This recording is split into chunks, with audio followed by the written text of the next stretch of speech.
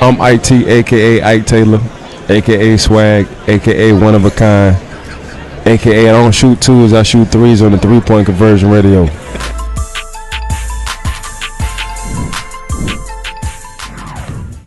And then move on to questions from the crowd. We'll start with you, Coach Brown. Yeah, this first off, the Citrus Bowl experience has been magnificent for our team. We worked really hard to get to this point. It's the big-time bowl game, big-time atmosphere, just all the events, all the excitement leading up to this game, to be able to go against a big-time opponent in LSU, a team that got to the SEC championship game. It's going to be a big-time challenge for us. But we are looking forward to that challenge and for that opportunity. And our guys are super excited to be in this game and are thankful to be here. We looking forward to tomorrow. They're chomping at the bit to get out there. Thank you, Coach Kelly. Well, Happy New Year. And 2023 starts off with, I think a great matchup between Purdue and LSU, and want to thank Florida Citrus Sports, certainly Cheez-It Citrus Bowl, and congratulate Purdue and Brian Baum. They've obviously done a great job this year to get here, played in the Big Ten championship game, and I think we've all seen how good the Big Ten is watching games over the last 24 hours. So it'll be a great challenge for our team as well. I mean, look, these games really show what your program's about. They're difficult in a sense that, you're preparing with, sometimes your roster does not have all your players, and these guys want to play, and that's the great part about it. The guys that are going to be out on that field want to be there, want to represent their universities, and want to play the game the right way. And so as coaches, that's all we want. We want guys that love to play, love to compete, and I think you're going to see two teams that want to be there and want to play to their very best. So it should be an exciting matchup, and as Coach mentioned, we're excited about being in this game as well. All right, if you have questions for either or both coaches, raise your hand. We'll start with Kyle down front and go to the second row. Happy New Year, gentlemen. Thanks for joining us today. Coach Brom, let me start with you. I'm going to have a question for each of you, but let me start with you, Coach Brom. You guys are both obviously division champions in your own right, but if you could put some shine on your season, what it is you're most proud of that you've accomplished so far? Yeah, it was a very good year for us here at Purdue. Our team is resilient. We had some ebb and flow to the season, but our quarterback play was phenomenal. Aiden O'Connell was a big reason that we get here.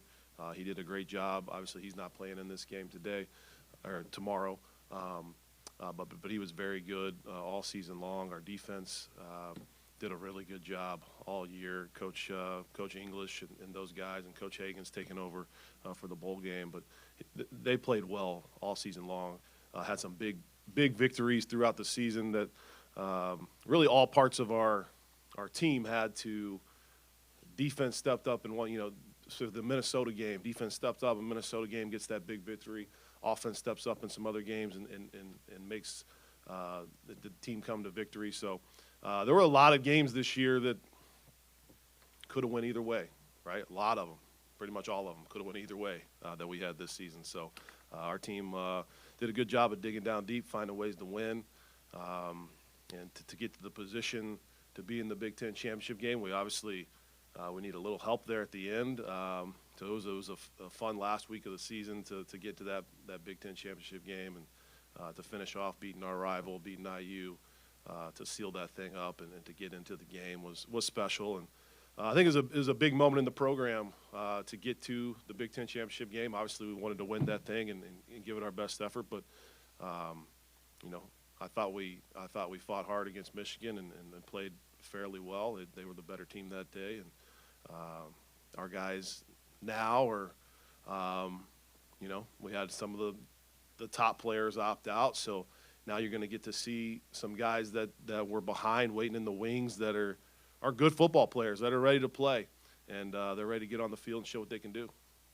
And Coach Kelly, welcome back to the Citrus Bowl. Obviously, coaching for a team that you've beaten in the past as your previous stop there, but same for you. Put some shine on your first season at LSU and what helped you get here.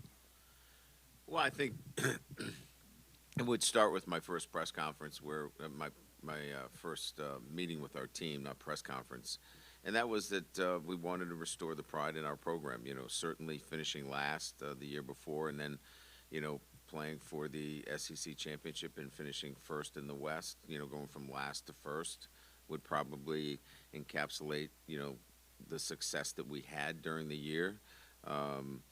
You know, we bounced back, as Brian talked about. We had a team that was resilient. We lost our opener in a very difficult fashion, but came back and played really good football through most of the season. And then, you know, maybe ran out of gas at the end. But again, I think the team itself found ways to win, and I think, you know, fought for 4 quarters, and that's what you're looking for. You're looking for a team that's going to compete for 4 quarters, keep playing, and in our first year, you know, making sure that you've got the foundational principles down in terms of what you want to do. So that's how I would encapsulate it. We'll go to the second row here and then back to the rise for the next one.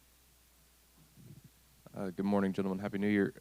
For both coaches, there's so much focus these days placed on the playoff, playing for national championship, and especially as that playoff expands in a couple of years and brings in more teams. What value do you see in a bowl game such as this that isn't part of the playoff? Yeah, go ahead. You know, this bowl, the bowl experience, I think, is very big for the development of your program, in my opinion. You get those extra practices, you get them in a big-time atmosphere, and they get a reward kind of at the end of the year. And I know now we're moving towards the playoff expanding, which I think is great. I think more teams that you can get in there that can get that type of experience and get rewarded for their season and have a chance, you know, to win the national title after a great season, even if you had maybe one hiccup early on or you had a couple tough losses. But there's some really good football teams playing in these bowl games that are outside of, you know, the playoff right now, the 14 playoff that could easily, I think, go through the thing and win it at the end of the year. And when you talk about, you watch like an NFL playoff, right? Teams go through the season in different ways. So teams that are really strong at the beginning of the year, you might have some attrition, some injury. So teams are a little bit different at the end of the year. I think a bigger playoff will reward those teams that are able to develop, keep it together, and to peak at the end. So it's a little bit, I think it's a little bit different setup when you have a bigger field for sure. But these bowl games right now, I think great for development of the program, developing the young guys, getting that extra work, and giving them a reward at the end of the year if you fail to make the playoff but have a great season. Yeah, I would agree. I mean, it's program development. So, you know, when people look at it from, you know, 35,000 feet, they go, well, you know, what are these bowl games about? It's your program. It's developing the players within your program. It's building morale. It's building camaraderie. It's relationships with coaches and players. All those things matter because you're with them more time than you are at any point during the season because there's no academics, right? They're not in class. So, you know, building those relationships is invaluable. So that matters, and a lot of people don't see that. And this game matters to, you know, those that choose not to play in the game, you know, that's their choice. But there's another side to this. Those that are making decisions on who goes on to the next level and where they're drafted, this game is watched, okay? This game matters. So if you're putting film out there, if you're developing and you're getting a chance to practice, that's a whole lot more important than trying to work on your 40 time. And a lot of guys don't see that because they just hear, hey, you got to run a good time at the combine. And what they need to do is put good film out there. And this gives them another opportunity to put film out there to develop their craft in practices over a 3-week period of time. So it's program development, it's individual development that make these bowl games so important. And that doesn't even, take into consideration how these incredible bowls put together a fun week of activities for these guys as well. So they're really, really important. We'll go to the back riser on the left. My question's for Coach Brom. What has Drew Brees brought to your program, both tangible and maybe inspirational, or both? Drew's been fantastic. He's come in with a lot of energy. He's been working with the offense, with the quarterback room. He's been in with those guys every single day. He's been in with us, breaking down film, having suggestions on plays on the offense, on ways about doing things. And really the best thing I think that he's brought is his mindset, the way that he attacks the game each and every week, the way that he goes out and tries to get greatness. To be able to be by Austin Burton, to be by Michael Limo, to be by our quarterbacks, to feed them that information, those little tips of the trade, has been phenomenal. It's been really good. I know I've been taking notes every single day about his thoughts and his process. I've had my guys writing down every single drill that he's come up with that could help us all get better, because obviously he's a Hall of Fame quarterback. He's done that at a high level, and he has a lot of great input. And just the team in general, just having a guy that loves Purdue, this is a little bit different time, obviously, with my brother leaving and some of the coaches leaving. Trying to keep it all together, keep these guys focused on one goal. It's been good to have someone that they know is all about Purdue in there with them, bringing that energy, bringing that fight. So he's been exceptional and been great to have around. We'll go front left and then back to the riser again. Coach Kelly, who are some guys that took that step forward, getting to move into bigger roles in practice, not just for Monday, but maybe moving into their off season? I'd probably say, when you're looking at, our defense, a guy like Savion Jones, who, played well for us, but now, gets an opportunity to start. You see during the year flashes, but now you see him consistently and know what kind of player you have there. It's been fun to watch him, compete every single day. I think on the offensive side, a guy like Anthony Bradford, who, didn't play a lot last year and has continued to develop every single day. And as I mentioned earlier, these practices are important for their development as well. We had a lot of guys that needed time.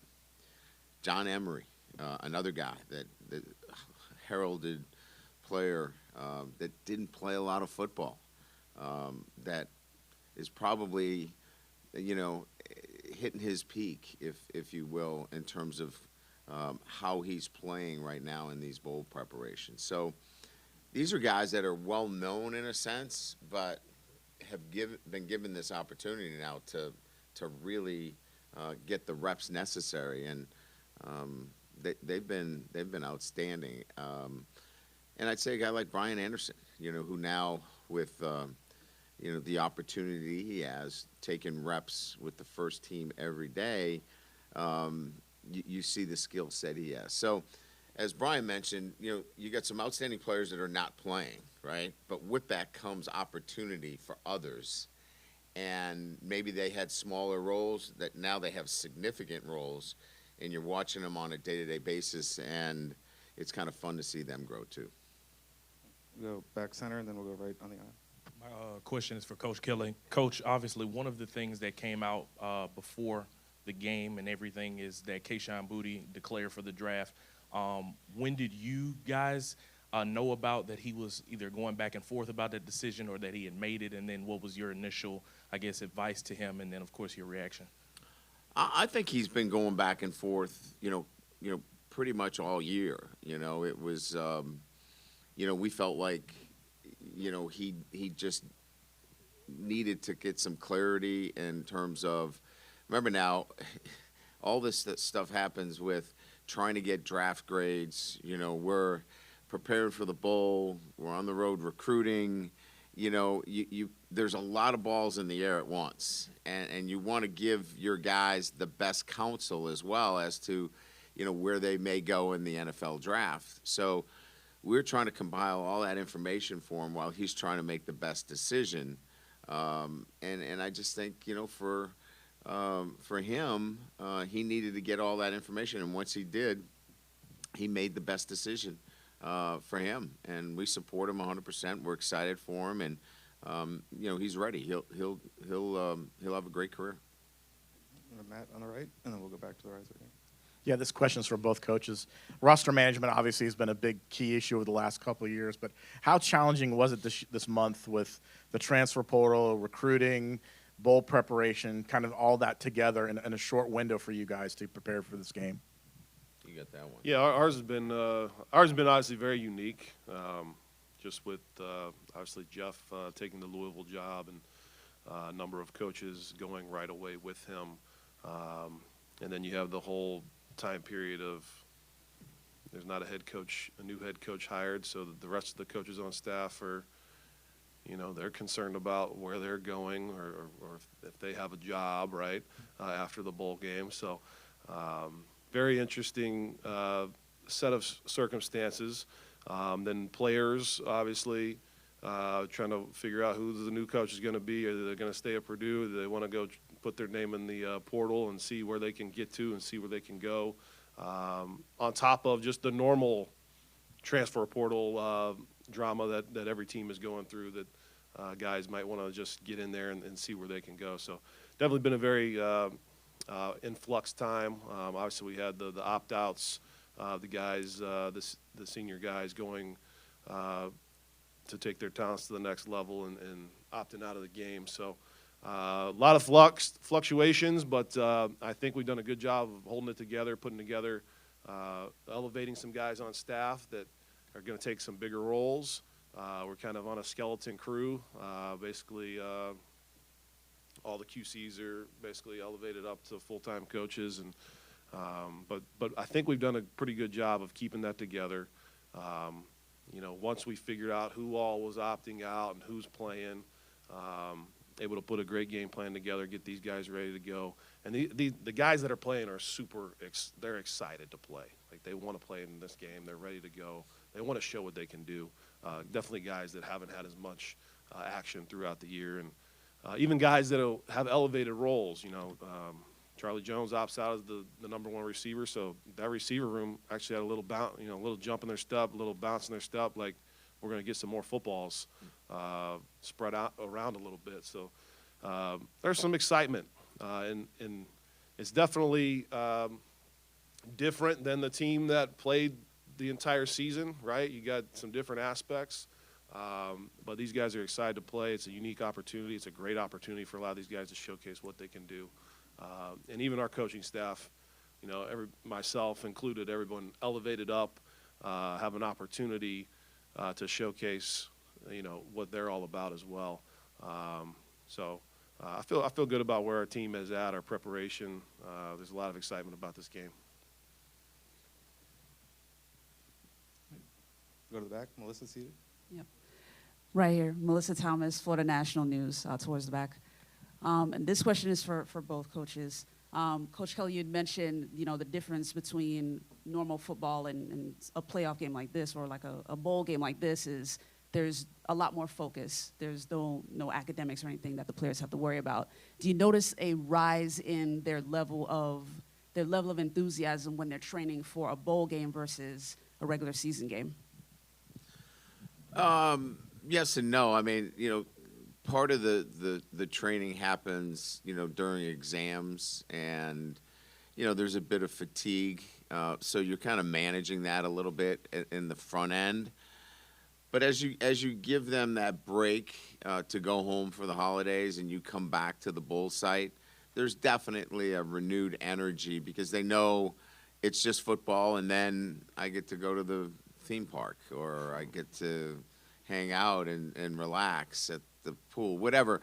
So there is an energy that you see when you get to the bowl site that's kind of different. But, there's 3 weeks here that, you have to manage it too. Like if you come out of the blocks and just, try to go back to camp, it's too much practice. And you might, in our situation, our depth is an issue. So you've got to be careful in the way you prepare, or you're going to have guys injured. We couldn't afford to lose anybody, to a bowl prep injury. So I think my answer would be there's a balancing act that you have to do in these preparations for bowl games.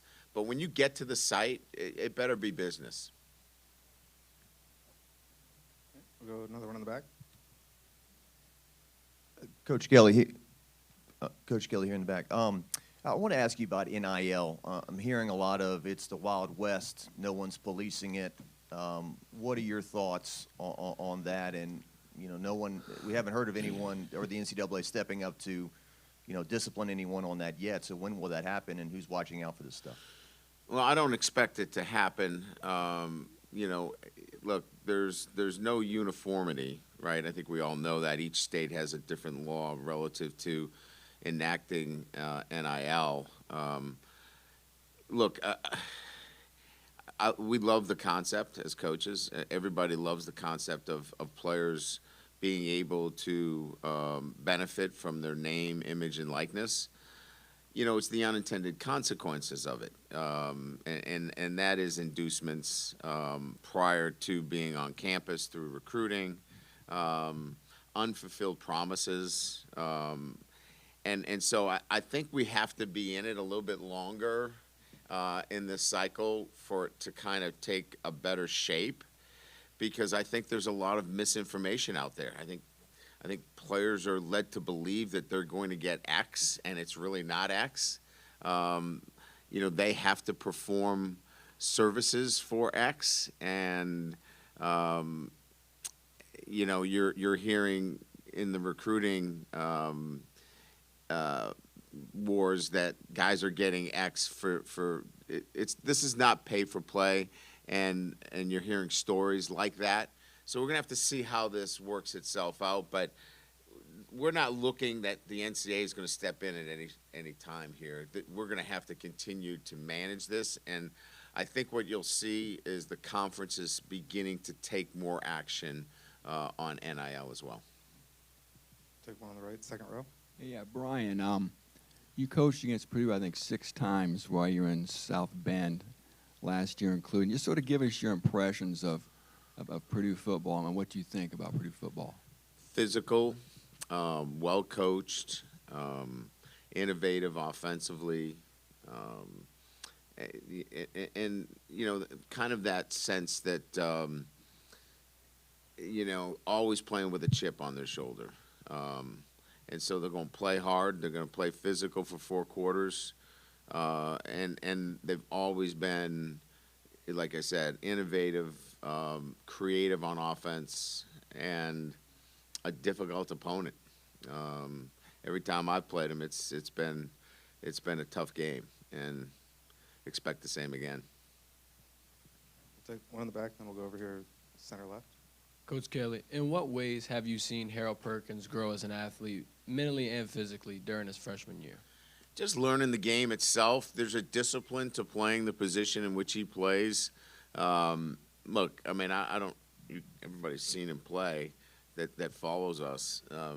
There's no doubting his physical ability, but with that comes responsibility as well. And I think he understands the responsibility of harnessing that incredible athleticism, and that being in particular structure within the defensive structure. So, part of it's on us to not handcuff him, if you will, right? Let him play. But on the other side of it, there's on him, the growth has to be, I'm learning this position, and I know the discipline that's required within the 11 guys on the field. So I think that's the growth that we've seen, that he's understanding that as we've gone along through the year. Take on the left side, 4 rows back. Coach Kelly, obviously last year, covering the bowl game last year, the focus was how many players LSU has available, and it wasn't very many. I assume you have a few more this year, but can you tell us how many scholarship players do you have for this game? Like 65. So we're chock full of players. Yeah. I don't know what we're going to do with all of them. Yeah, we're in a better position. Certainly last year was somewhere in the 39 range. I think they had 39 scholarship players in the bowl game last year. Look, we're not where we need to be, certainly, but we're in a, there are some units that are at critical, and we're going to have to be very fortunate and manage it. I want to be in this game next year, whether it's a bowl game or a playoff game, with a better roster situation. Let's leave it at that. We'll go back to the back on the left. Coach Kelly, I just blanked on my question. I'm sorry, excuse me. The roster status that Purdue is dealing with and the opt-outs, are you expecting a heavy dose of the run game, and what do you see in their run game? Well, I mean, look, it's our job to prepare for everything, right? They've got, a talented quarterback. Obviously, we got a chance to watch a little bit of film on him. He's got talent. He's got arm talent. He's got tools around him. They've lost some, obviously, really good ones. But we have to be prepared for run game, pass game. We can't say, well, they're not going to run the football. The running back is big and physical. So I think when we go into it, we don't say, listen, they're not going to throw the football or they're going to run the football. We have to be balanced defensively and be prepared. In the game, if it turns to be this looks like the way they're going to attack us, we can make adjustments within the game itself. But I expect a very similar Purdue offense that's going to be creative, that's going to look to be balanced, take shots down the field, and kind of run their offense the way they've been running it. We'll do two up here and then one more in the back. For Coach Braum, with all the opt-outs on the offensive side of the ball, who are some players who are going to be stepping into a bigger role and have a larger role? Yeah, you obviously start with the quarterback. Aiden O'Connell was opted out, and after a tremendous career. But Austin Burton is stepping up. He's a six-year senior, a guy who decided to come back for that 6 year, knowing that he would be the backup, just waiting for this type of opportunity. It was a what if opportunity, right? So he came back knowing I'm going to be the backup. I might not play. And I'm going to be here if something happens to O'Connell, then I'll get my shot. So it's a guy that's been waiting on his opportunity, been waiting on that shot. He started out at UCLA, came to us after 3 seasons to compete for the starting job, and has been a model teammate, great leader for our team. And he has some ability. So I'm excited to have him out on the field and let him showcase what he can do. Obviously, Payne Durham opt out at tight end, so Paul Paferi is going to have to step up and play a bigger role, and he's played quite a bit for us this year. But that second tight end spot will be Drew Bibber, who hasn't played much yet, but he's got some athletic ability, he's got some talent, so he's gonna have to play a little bit for us and show us what he can do. And obviously with Charlie Jones opting out at receiver, that just bumps the receiver room up one notch. So TJ Sheffield's the guy who had the most targets after him. So obviously he's going to step up and roll, and the guys behind him got to step it up a notch as well. So like I said, those guys are excited for that opportunity. They've been working for it for their whole lives, right, to be able to be in that spot. So it's an exciting time for them to be in this game. Take one on the aisle here, and then we'll close it on the back. Coach Kelly, here, real quick, is John Emery coming back then next season? We haven't made that. He hasn't made that decision yet. Okay. And then why specifically would Kayshawn have been unavailable for this game even before he declared for the draft? Unavailable, as you know, means I can't speak to some of the reasons behind it, or I would have been more specific. So when we issue a statement using the word unavailable, we can't get into some of the specifics. Close in the back. Okay. Coach, how is Nussmeier enjoying the Cheez-It room, and how's that going for him this trip? I think he has had his best week of practice as a Cheez-It, I would say, dweller. But listen, I mean, I think it's a great thing that the bowl does and allows them to profit off of it and NIL, and they've taken full advantage of it through social media. So it's been really fun. The guys have enjoyed it. A report from Tyrone, Coach. Tyrone's loved it, man. He was in there taking pictures the whole first day, and I don't know. I'm sure he's had some people in there to check it out because it's a pretty cool deal to have that whole room decked out. He hasn't invited me to come look at it yet, though. So I need to get the invite. I need to go check it out. All right, well, we thank you both for your time this morning. Happy New Year. Thank you. Good luck tomorrow.